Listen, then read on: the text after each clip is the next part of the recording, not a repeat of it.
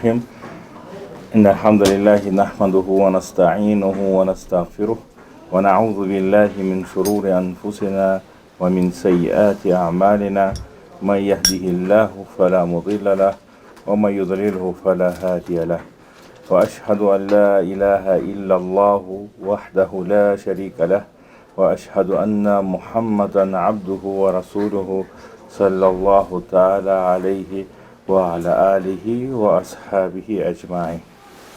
أما بعد, السلام алейкум ва рахматуллахи ва баракатух. Альхамдулилlah, уважаемые братья. В Астане очень много братьев, с Кустаная, машаллах, Шархалаха. И все хвалят свой город. Уже здесь были. У нас Хари новый, да, который ваш бывший старый. Альхамдулилlah. Муртаза знает, да, наверное, сейчас в Хазрете у нас, да. Ну, это сама по себе земля таких больших, светлых, умных, мудрых людей, но, к сожалению, у которых забрали религию, да. Поэтому мы должны сегодня аккумулировать все силы, возможности, чтобы возродить нашу традицию, чтобы здесь были дальше, да, медресе, были хафизы, алимы, ученые. И каждый из нас, он за это должен чувствовать какую-то ответственность. Сегодня почему ислам не идет вперед? Потому что каждый из нас потерял ответственность за умму в целом. И в общем получается, что умма потеряла свою коллективную ответственность за то, что происходит в мире в целом. Какая ответственность у каждого мусульманина перед своим братом? Мы знаем, если кому-то долг дадим, мы знаем, да, кто сколько нам долг должен. Из вас никого же нету, да, кому-то 1 000 000 тенге в долг дал и забыл это, да? Такого же нету, да? Ну, бывает, 100 тенге забудешь, 200 забудешь. Но когда ты даешь 1 000 000 и выше, ты это очень хорошо помнишь. Некоторые с запятыми помнят еще, да? 10 245 12 тенге где-то. Но Аллах, субхану ва тааля, нам дал очень много благ. И на самом деле это все взаимно, да? Временно. Во временное пользование. Мы в этом мире не являемся собственниками ничего. Потому что пандемия показала все. Хоть это президент, да, хоть это премьер-министр какой-то большой страны, хоть это король, королева, миллиардер, без разницы. Если Аллах захочет, за один день посредством одного вируса он остановит все, что происходит. Жизнь человека, его деньги, это все зависит от Всевышнего Аллаха. Но Аллах нас, мусульман, Он в этом мире создал с большой ответственностью. То есть так как наш пророк, саллаллаху алейхи вассалям, последний пророк, мы должны доводить истину этой религии и быть носителями этой истины. И чтобы не просто носителями, а достойными. Потому что это очень большой нямат на самом деле, быть уммой последнего пророка. Ты несешь эту ответственность, ты одновременно несешь, как бы, скажем, все салабы, которые есть пророком, да, вот этот весь смак, он у тебя. Но ты должен чувствовать ответственность. Вот есть люди, вы слышите, да, когда что-то происходит с сыном, с дочерью какого-то высокопоставленного чиновника, там, короля, королевы, это сразу да, на весь мир. Там. Сын Акима сбил кого-то, да, дочка прокурора там сделала это. Сразу слышите. Почему? Потому что это люди, от которых все ждут справедливости, а у них дети такие. И поэтому от нашего пророка сам эта справедливость исходила, эта мудрость исходила. И мы, когда что-то неправильно делаем, это точно такой же несет резонанс, точно такой же эффект, отрицательный. И напротив, если что-то мы хорошее делаем, так же, как этим детям, достойных царей говорят, это достойные дети, да, своих родителей и так далее. Акесным козым кургенда, казахи нас говорят. Молодец, изым басхан и так далее. Но вот этот основной для каждого из нас, который месседж пророк саллаху алейхи вассалям оставил, это он сказал, самый лучший мусульманин, да? Это тот, кто, во-первых, никакого вреда не приносит. То есть самый минимум он сказал. То есть если ты мусульманин, ты ничего не можешь сделать для этой уммы, хотя бы не навреди. Все. Чтоб никакого отрицательного эффекта для уммы, минуса не было. Дома что хочешь делай, можешь головой об стенку разбиться, да, проблем нет. Но чтобы ни одного слова в адрес мусульман, умму в целом, твои какие-то дела, они не приносили отрицательного ничего, абсолютно. Начиная от того, что мы стоим там на светофоре, кому-то дорогу дали, да, или наоборот не дали, кого-то зажали, там, еще что-то сделали. Все это идет в адрес кого? В адрес умма. Это он в тюбетейке, намазхан, типа правильный, да, все начинается. То есть если нормальный человек это сделает, вот, ну его там бурбохтавлад, да, как казахи говорят, и все дальше поехали. А если это сделать мусульманин, то начинается, да. Все они такие, они это, они то и так далее. Еще намазов идет. Еще намаз охит, и алмай, да, говорят? А когда мусульмане с друг с другом такое выворачивают, да, там начинают кидать, еще что-то. Это вообще говорят? Да, много что-то. Это не последователи пророка, это последователи беса говорят. Понимаете, да? Это касается, что между нами. Ответственность между мусульманами. Это между мусульманами и христианами, другими там представителями религии. А есть понятие коллективной ответственности. То есть вся умма, она несет ответственность вообще за все человечество. В тот день, когда последний мусульманин умрет, все, умрет вся цивилизация. Этот мир уже, он всю ценность потеряет. Поэтому, если мы хотим жить, надо работать, да, чтобы мусульман больше было. Есть хорошие, правильные, качественные мусульмане, их больше. В Европе многие вот европейцы, когда в ислам приходят, они говорят, хорошо, что мы познакомились с исламом, с Кораном, раньше, чем мы познакомились с мусульманами. Почему? Потому что они видят, да, у них в странах, какие мусульмане приезжают. Это приезжают мигранты рабочие, да, потом, которые далекие от ислама, они начинают там заниматься стройкой, потом это продолжается в мелкий бандитизм, потом в рэкет, в мафию, потом наркотика, проституция и все остальное, да, что с этим связано. Это все олицетворение одного там араба, или там в Москве одного кавказца, там чеченца, дагестанца. Больше нас умма никак представить не может положить. Почему? Потому что так и есть, в принципе, да? Угу. Я вот только хвалюсь, вот этот Pfizer, да, вот, вакцина, да, мусульмане придумали. Но живут в Америке. Мусульманин выиграет Олимпийские игры, но он живет в России, да. Мусульманин сделал это, но он живет в Англии. Все где-то мусульмане есть, они что-то выигрывают, что-то открывают, но они живут не в среде мусульман. То есть, чтобы что-то добиться, они не находят здесь поддержки, не находят для себя каких-то ресурсов, они уезжают туда, и там они это все делают. А почему здесь не получается? Потому что здесь нет желания у нас. Люди не хотят развиваться в плане религии. Вот 10 лет назад я вот Джамаату говорил, сколько вы знали сур?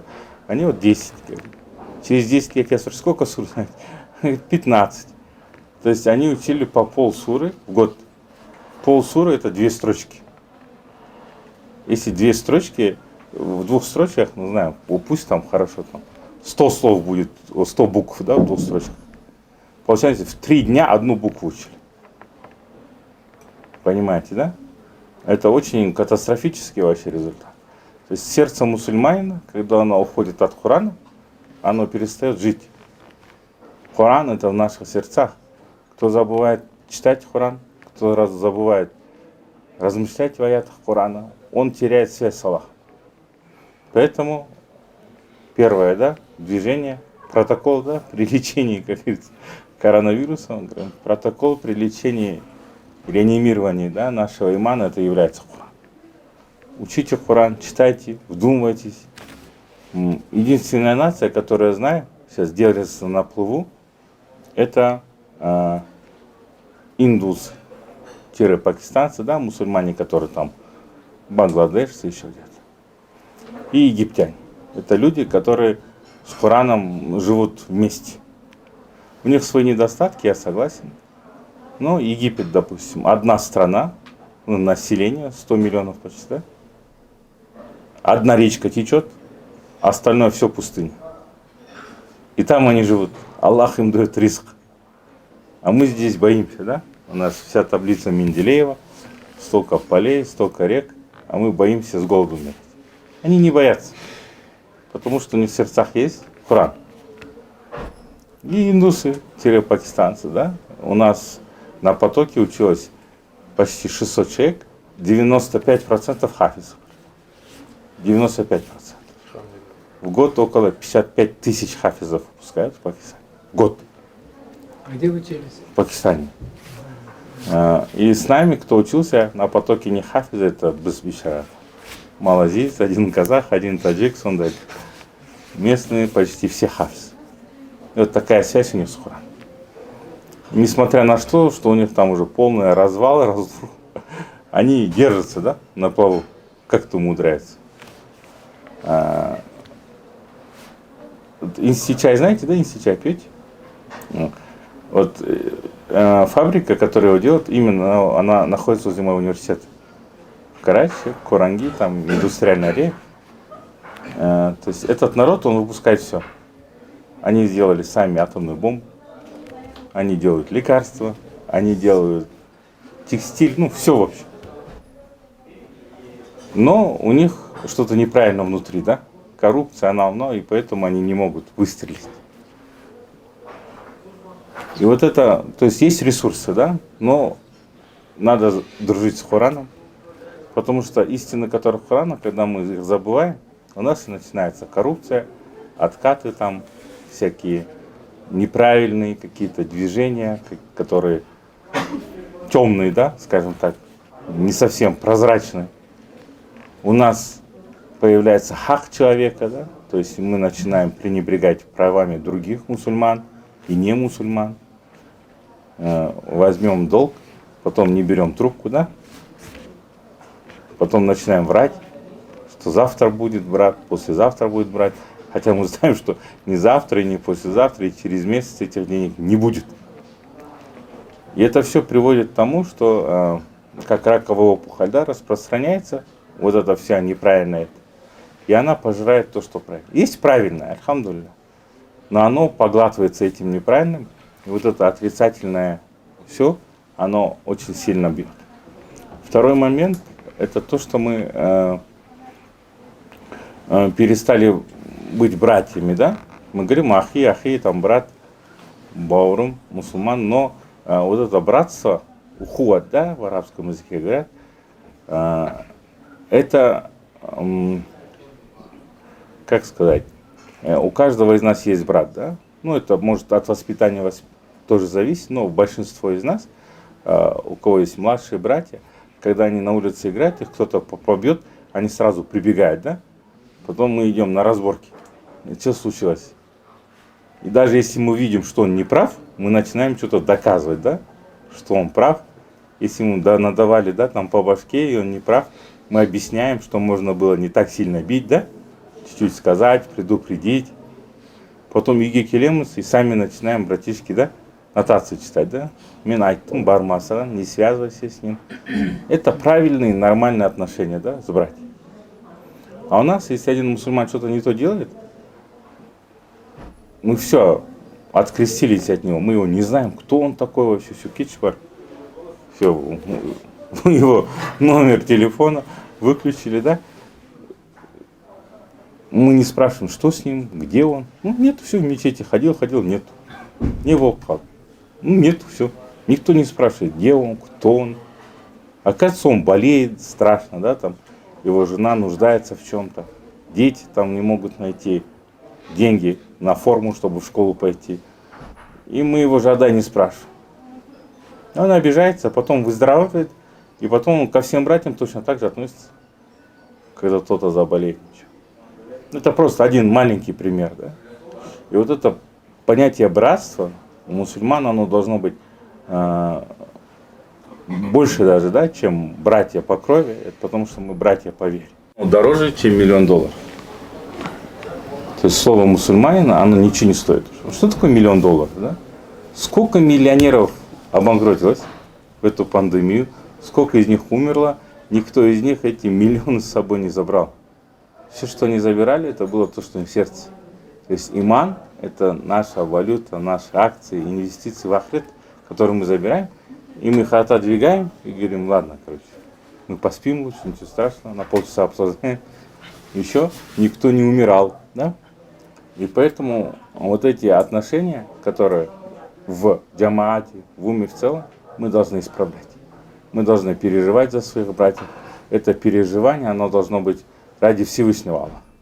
Если мы не можем поддержать кого-то деньгами, поддержим его словом, не можем поддержать словом, не видим этого человека, поддержим молитвом. И вот эта поддержка, она должна всегда быть. У нас вот коронавирус показал, есть братья, они вот так вот, как я говорил, пропадали. Ну, и я думаю, что он не ходит, вообще потерялся. Потом спрашиваю, говорит, заболел. Я говорю, хорошо, телефон звоните. Берет, нет, говорит. Пишите, отвечает, нет. Я говорю, ну, субханаллах, своим женам скажите, пусть они позвонят женам этим братьям. Спросите, не вот. И когда начали выяснять, оно, бичара, все с этим аппаратом, какой там разговаривать.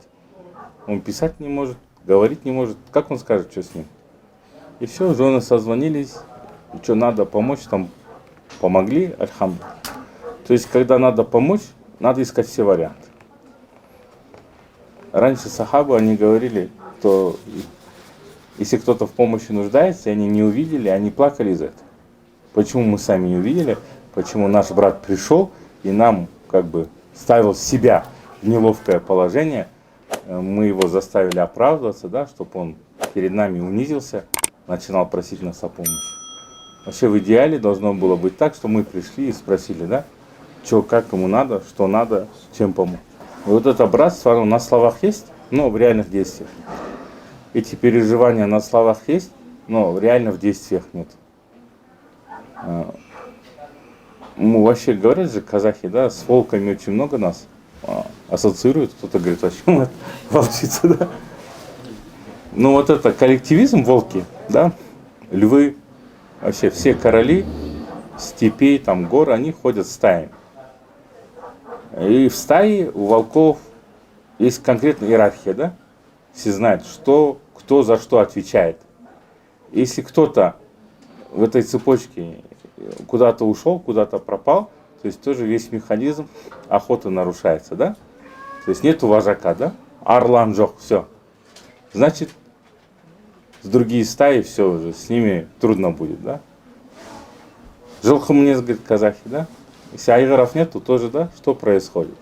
Косяк. Да, очень большое. И то же самое, у нас нет сейчас, как называется, лидеров, да? Ну, лидеров в каком плане? Тех людей, которые могут организовать. Вот мы все, имам сидит, на него повесим, это его проблема. В мечети нет угля, это его проблема. Не может мечеть засвет, это его проблема. Наша проблема прийти в мечеть, прочитать намаз и испариться. Но это дом Аллаха. Те проблемы, которые происходят здесь, в мечети, они должны быть в нашем сердце. Если что-то не так в мечети, значит у нас в сердце что-то не так должно. Никто из нас не представляет, что у нас дети дома голодные, да? А мы где-то шатаемся. Тоже пришли, ночью переночевали и уехали, да? Такого же нет. То же самое не должно быть в мечети. Мы пришли, намаз прочитали, нас нет. Мы должны жить в мечети, потому что мечеть – это место сбора, да, нашего старта в ахрет. Все в мечети происходит. Пока у мусульман не появилось мечети, у них не появилось ничего. Где-то там тагылып, намаз читали, как только появилась мечеть, место сбора, там все началось. Там началось и деньги появились сразу, да? Казну там распределяли, там преподавали, там читали намаз, там туда приходили нуждающиеся, туда приходили люди принимать ислам. Все находилось в мечети. А сейчас в мечетях ничего, кроме воздуха, не находится. Мы должны жить в мечети. Люди забегают домой, да, на 5 минут. Вот так мы должны забегать в мечеть, да? Что случилось? Что надо? Дуга делать. То есть человек, пророк саллаллаху, да, у которого сердце, оно привязано к мечети. Что значит сердце привязано к мечети? Значит, он живет этим. У нас есть, да, в джамаате, агашки, там, в возрасте, постоянно келет, бернчасов котер валат, да? Они вот для себя считают это обязательно. Ну, сейчас очень много мечетей, очень много молодежи. Коронавирус половину выкосил, уже мало их. Даже у нас в мечети, я смотрю, уже аксакалов мало. Кто-то переболел, кто-то там инсульт, кисайып қалды за эти все 1,5 года. Но мечеть, она красива, да, не только аксакалами, молодежью, но и тем, что в ней делается. Поэтому второй момент, это у нас должна быть близкая связь с мечетью. И третье, что я хотел бы сказать, помимо братства, то, что происходит в мечети, очень важное, это то, что происходит вне мечети. Это то, что как мы ведем себя вне мечети. Что значит, как мы ведем себя вне мечети? Вот Малайзия, Индонезия, которые сейчас, там ислам никто не воевал, никто их не заставлял. Ислам туда привели бизнесмены, которые приходили с караванами, которые начинали торговать. И торговали они очень честно. Они никого не кидали, никого не обманывали. Если что-то не так, брак, они извинялись, меняли. Кто нуждался, им помогали. Кто нуждался, в долг давали. И люди, видя их правильные, да, скажем так, движения, они сами переходили в ислам. Говорят, что вы за люди вообще? Вообще тут можно было так навариться, а ты себе в минус ушел, да? В чем проблема, да? Ты с головой не дружишь или что? И одновременно смотрят, а у него бизнес нормально процветает, он не уходит в убыток. А этот бичара рядом стоит, всех обманывает, вроде все нормально, но он не процветает. А в чем проблема?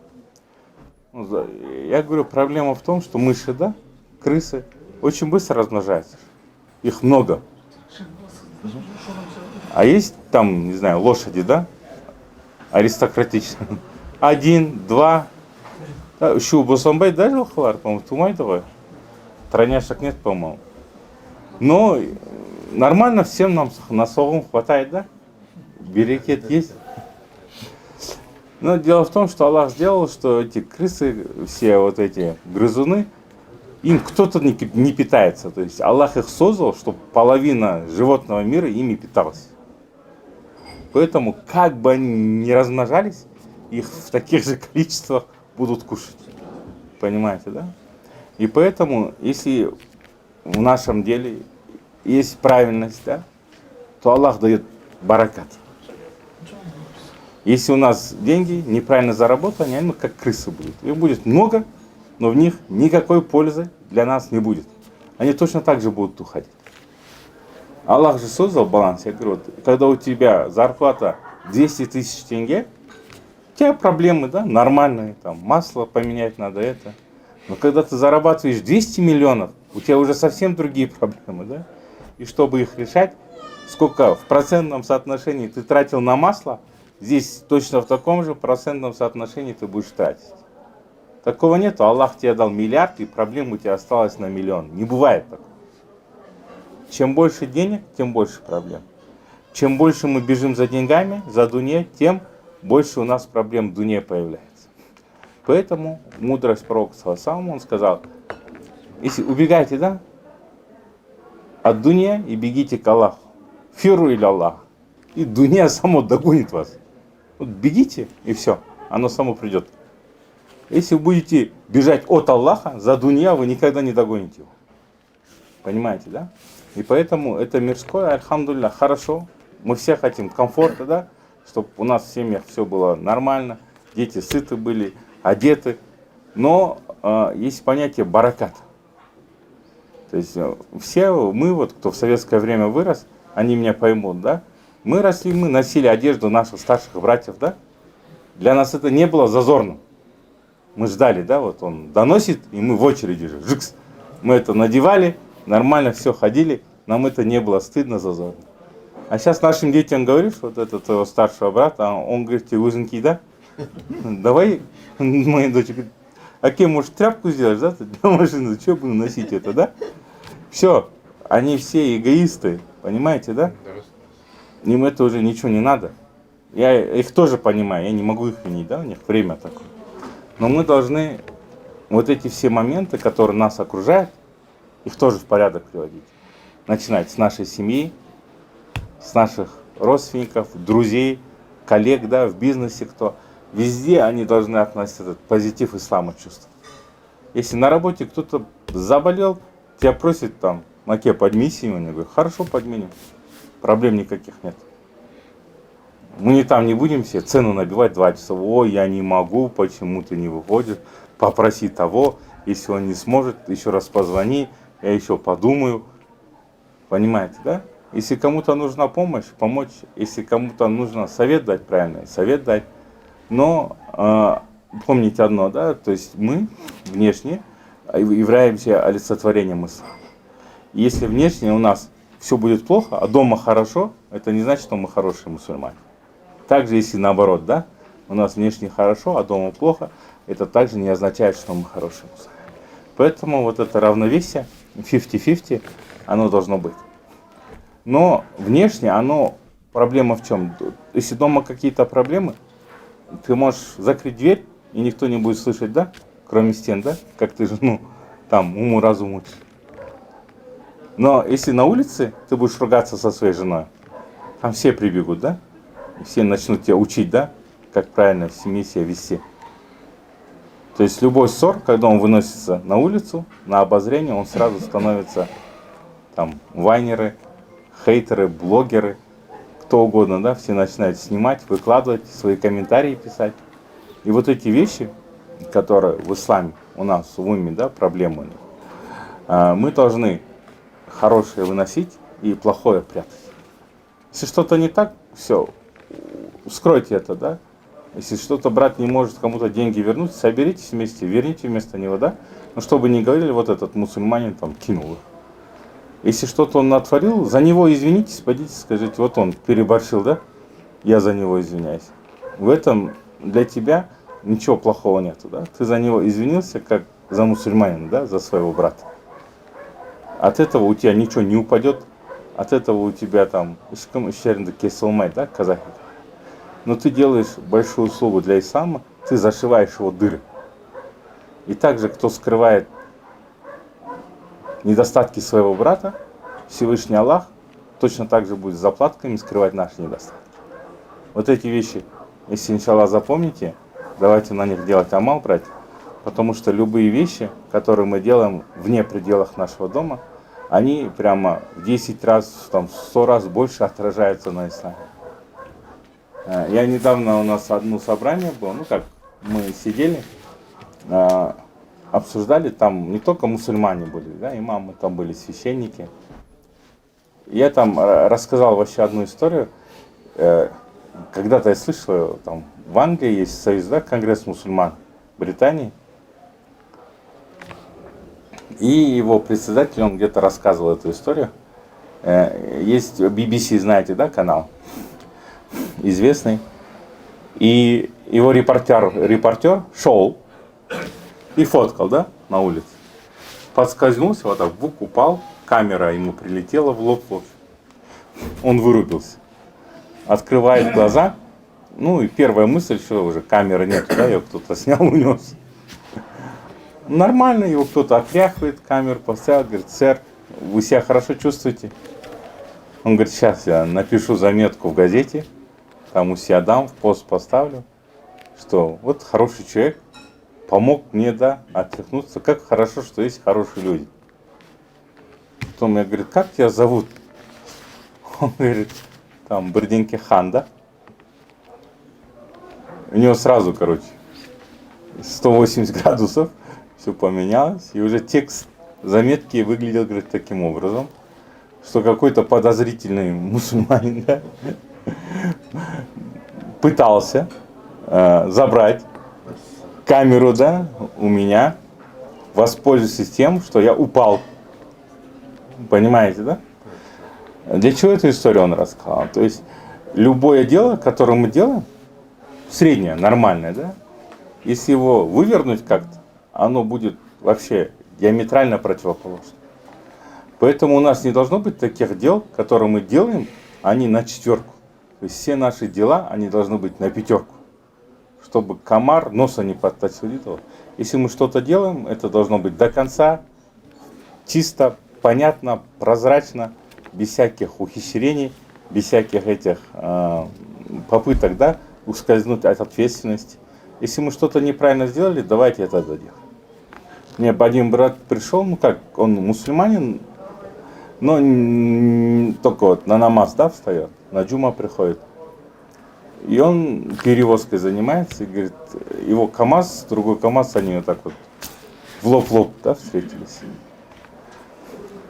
Я, говорит, объясняю этому. У меня водитель 3 месяца в больнице лежит, ақшасын кім төлейді оны? Мен төлеп жатырмын, да, жена, ей деньги нужны на жизнь. Помимо того, что ты мою машину восстановить, ты еще должен еще как-то, да, со мной эти убытки тоже поднять. Он, да, мусульман, он говорит, нет. Потом он в суд подал.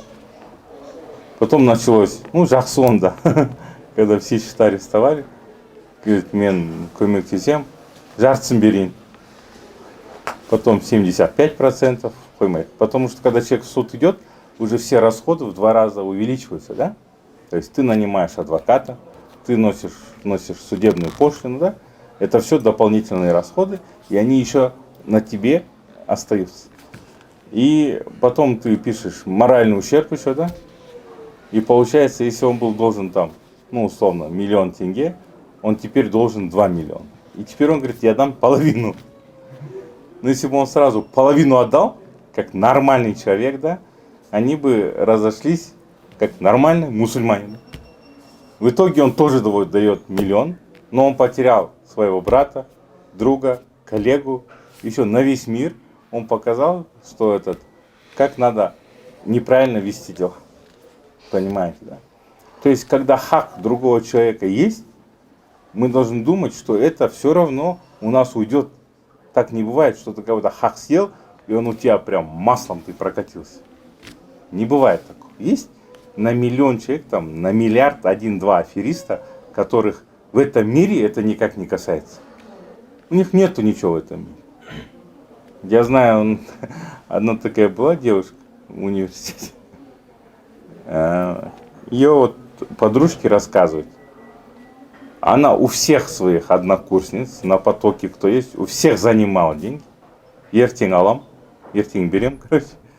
Потом, где мои деньги? Она занимала у второй, часть давала ей, половину жартын сосын берем, эту половину сама гуляла. Потом, когда-то, и, короче, всем должна. Потом, когда начали зажимать, она пошла к своему завкафедры. Одан да ақша алып алған ғой, короче, қарызға деді. Мне говорит, за учебу, говорит, платить нечего. У него взяла деньги взаймы, а теперь берем вот деньги. И вот так вот всю жизнь она проучилась. Представляете, да? Есть такие аферисты, на 1 000 000 1. Но у них в ахирете тоже, да, если будет. Но обычно в этом мире человек, который боится Аллаха, когда он эти вещи делает, у него прямо это вырезает. Потом, когда ты начинаешь думать, ты понимаешь, откуда растут ноги. То есть, если у тебя что-то не идет, что-то неправильно, это значит, ты уже отдаляешься от Всевышнего Аллаха, да? В каком плане? То есть, раньше сахабы, когда к ним испытания не приходили, они думали, что-то неправильно, да? А мы думаем сейчас наоборот, если дети не болеют, все окей, ахшабар, значит, у нас все нормально, да? На самом деле, не все нормально, значит, да? То есть, кого Аллах испытывает, значит, того любит. Надо не просить испытания, да, там, ужасные какие-то. У Аллаха надо просить облегчения. Но если нет испытаний, мы начинаем забывать Всевышнего Аллаха. Для этого нужны испытания. И если их нет, то это уже первый звонок, да, что у нас, в принципе, трудности с нашим